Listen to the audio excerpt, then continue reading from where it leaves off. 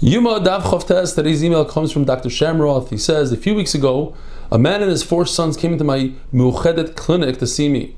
They all had smirks on their face. Then as they approached my desk, they all yelled out in unison, "Good morning, Rabbi Isai." No, I replied. You've got it wrong. It should be "Good morning, Rabbi Isai." The 4 kids then launched into an outburst of Geschmack, have a wonderful day, and so on. We all had a good laugh. Turned out that this is the Cantor family from Rzia.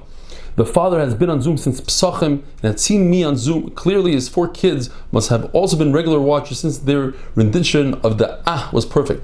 Being about 5 to 8 years old, they are possibly the youngest participants on the Daf. Keep up the good work. Dr. Shamroth. Yoma Daf. So the Gemara tells us, we learned in the Mishnah that they would send somebody to the rooftop to see if the sun came out and if they could be makriv the carbon tumid. The problem was that once upon a time there's a story where they didn't go to the rooftop, they thought that the sun came out. In fact, it was the moon. They made a mistake between the moon and the sun. We must say that we're talking about a very cloudy day, that the rays, the shaft of the moon and the sun are equal. It's hard to differentiate. Rafapa says, if so, a cloudy day is considered all sun. In other words, it's a great time to put out your hides, to dry out. A woman on Pesach shouldn't need the dough because it becomes chametz. And now the Gemara goes into an agadata. Rav Nachman says that the heat on a cloudy day is harsher than the actual sun. A mashal, like if you have a barrel of vinegar, you make a small hole in it, the smell comes out very strongly. The ray of the sun that comes out between the clouds is harsher than the actual sun. A mashal, if you go into a pool of water, it doesn't bother you that much, but a drip on your body bothers you. The hira aveira of taivas nashim, thinking, is worse than the actual aveira itself. It's makrish the guf, Rashi says, it destroys the body more than the actual aveira, and the mashal is like the smell of a good barbecue is harsher on the body than actual eating the meat. The heat at the end of the summer is stronger than in the middle of the summer because the body's already heated up, and all it takes is a little bit of heat to heat it up even more and ruin the body. Mashal, like an oven that's already hot, it's easy to heat it up even more.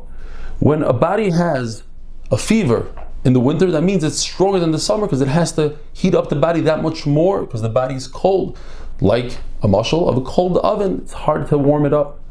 If somebody forgets some of his learning, it's a lot harder to recall it than learning something new. And the mashal is, it's more difficult to make cement from cement that already exists than to make it from scratch. It says in Tehillim, Lamnatzech, aliyah shachar, Yala is a deer, shachar is the morning. What's the connection? The Gemara says that a deer, a male deer, its horns split out to different directions, so too the rays of the sun. When Esther came in front of Achashverosh, the Shechina went away from her. So she said, Lamnatzech, aliyah shachar, and she said, Keli, lama zaftani. Hashem, why did you leave me alone? So Gemara darshans, just like this female deer, her womb is narrow, and her mate appreciates her like the first time they met, so too Achashverosh appreciated and liked Esther like the first time they met. The Gemara says that Esther is a mashal to the morning, because the morning comes after a night, and this nace of Purim was the last nace that you're allowed to write it down in a Megillah. And according to the Madama that says that Megillah Esther shouldn't be written, in other words, that it's not metame yodayim, is to teach you that just like this deer, its horns split, and the more splits it has, the stronger and more dangerous it is. So too, the tefillah of tzaddikim, the more they daven, the more HaKadosh Baruch was going to listen to that tefillah. We learned that a carbon tamid that was shechted at night, not in the proper time, you have to burn it right there in the Azara. The same would apply, says the Gemara. If you do malika with your thumb to the bird, or you take a kmitza at night, you must burn it. Bird, of course, you have to burn it. It's shechted in the wrong time, malika in the wrong time. But the kaimetz, because once you put in a klisharis, the second klisharis, it becomes kaddish. And once that becomes kaddish, whatever's left over in the other kli, the shirayim also become kaddish. From the Brisa, it's mashma that anything that the avodah is supposed to be done during the day, it doesn't become kaddish at night. And we can explain, yes, it doesn't become kaddish that you can't put it on the mizbeach, but it becomes kaddish enough that it becomes possible if it's touched by a tefillah or if it stays overnight. There's a brayta that says that if they put the lechem upon him, instead of putting it from Shabbos and taking it out the following Shabbos, they put it, let's say, on a Sunday. And lechem upon him requires 7 days to be on the shulchan.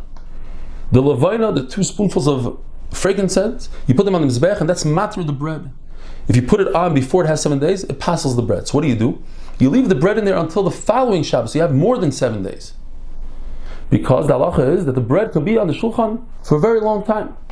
We must explain that according to everybody, this concept of mechusar zman, you put it at the wrong time, it doesn't become kaddish. If you put it on before its time, like here by the lechem, it doesn't become kaddish. That's why the bread doesn't become kaddish, and it doesn't become puzzle when you put it on earlier. But when it comes to kmitza, even though you're putting it earlier than the daytime, you're putting it at night, it still becomes kaddish. Why? Because that evening, that's before the daytime, is part of the day. It passes it. It does pass it because it's not mechusar zman. So therefore, when it comes to lechem upon him, you have to make sure that the bread is not on the table Friday night, because Friday night is part of Shabbos. And then it's as if you put it on when it's the wrong time. But way before is not a problem. Reb says, since you put on the bread before its time, it's as if a monkey put it on, as if it happened by itself, and therefore it doesn't become puzzle through that. Nu halacha. A person goes to the bathroom, leaves himself tanim. He must make sure that he doesn't have any drips on his foot, and that hand that he washes it off, and it's a mitzvah to wash off, mitzvah l'shavshev, you have to wash that hand. He goes according to Rabami that says that a person that has drips from his meir raglayim when he went to the bathroom, he's over on an isser, because other people might think that he's a krus shafcha. In other words, he has damage, and that's why it dripped on himself, and therefore he cannot have children, and his sons are mamzer. So in order for people not to be chayshid him, it's a mitzvah to wash it off, and if not, you're over an isser. Have a wonderful day.